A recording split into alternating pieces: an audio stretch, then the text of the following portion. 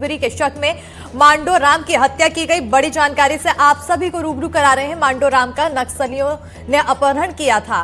कुटरू थाना क्षेत्र के सोमनपल्ली गांव का यह पूरा मामला बताया जा रहा है। बीजापुर में बीजेपी कार्यकर्ता की मुखबिरी के शक में नक्सलियों ने हत्या कर दी।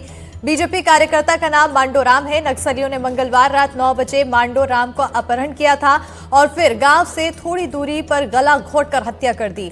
मामला कुटरू थाना क्षेत्र के सोमनपल्ली गांव का है और इससे पहले भी इसी तरह से नक्सलियों की गतिविधियां देखने को मिली है, जहां पर 2 महिलाओं की हत्या की है और 2 पूर्व सरपंचों की हत्या नक्सलियों द्वारा की गई। और अब यह ताजा मामला जहां बीजेपी नेता की हत्या की गई है। मुखबिरी के शक में यह हत्या की वारदात को अंजाम दिया गया।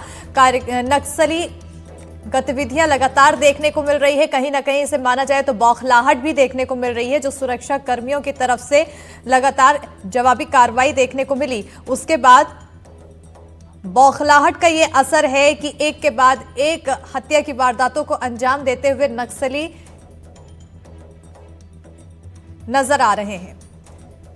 बीजेपी कार्यकर्ता की हत्या का यहां पर मामला सामने आया है और इसी पर ज्यादा जानकारी के साथ हमारे सहयोगी मुकेश चंद्राकर जुड़ चुके हैं। सीधा रुख करेंगे। मुकेश, एक के बाद एक नक्सली गतिविधियां देखने को मिल रही है और अगर 2 हफ्तों की बात करें तो ये चौथी हत्या की वारदात।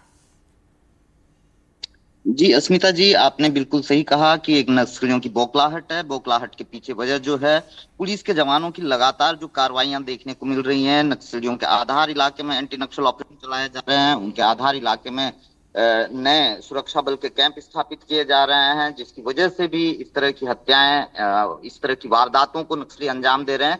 इसके साथ ही चुनाव बिल्कुल नजदीक है, नगरीय निकाय चुनाव है और चुनाव से पहले जो है नक्सली लगातार बीजेपी के कार्यकर्ताओं को अपना निशाना बनाते आए हैं। जिन 2 पूर्व सरपंचों की हत्या हुई है उन दोनों का भी संबंध भाजपा से रहा है और अब जिस कार्यकर्ता की हत्या हुई है ये सक्रिय कार्यकर्ता रहे हैं भाजपा के।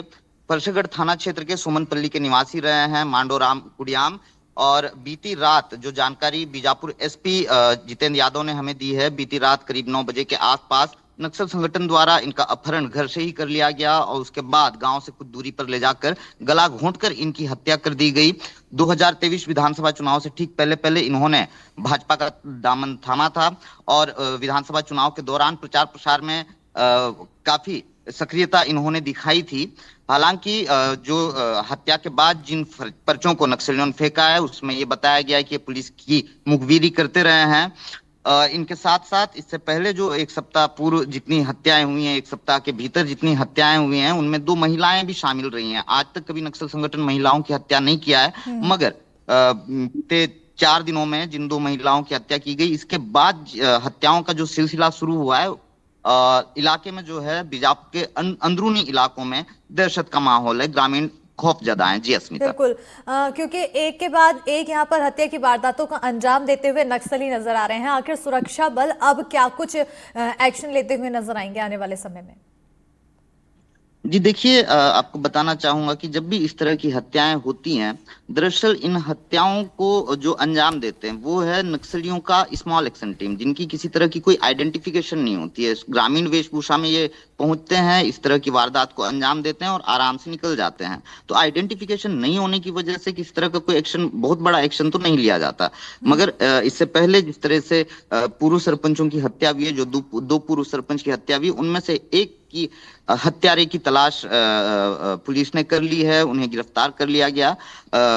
जो हत्यारे रहे हैं, जिन्होंने वारदात को अंजाम दिया है, नक्सल संगठन के सदस्य रहे हैं, उन्हें गिरफ्तार कर लिया गया, मगर पूरी पूरी टीम को गिरफ्तार नहीं किया गया है। तो इनकी पहचान नहीं हो पाती। पुलिस भले ही एक्टिव हो, इंटेलिजेंस भले ही एक्टिव हो, मगर इस तरह की वारदात को अंजाम देके आराम से नक्सल संगठन चला जाता है। और सबसे बड़ी बात यह है अस्मिता कि दरअसल नक्सली किसी बड़ी वारदात को अंजाम नहीं दे पा रहे हैं, जवानों को कोई बड़ा नुकसान नहीं पहुंचा पा रहे हैं। तो लोगों के बीच में खौफ पैदा करने की कोशिश यहाँ पर करते हुए नजर आ रहे हैं। बहरहाल आने वाले समय में आखिर और क्या कुछ गतिविधियों को अपनाते हैं और उसके बाद सुरक्षा बल क्या कुछ एक्शन लेता है, इस पर नजर बनी रहेगी। बहुत शुक्रिया मुकेश तमाम जानकारी देने के लिए।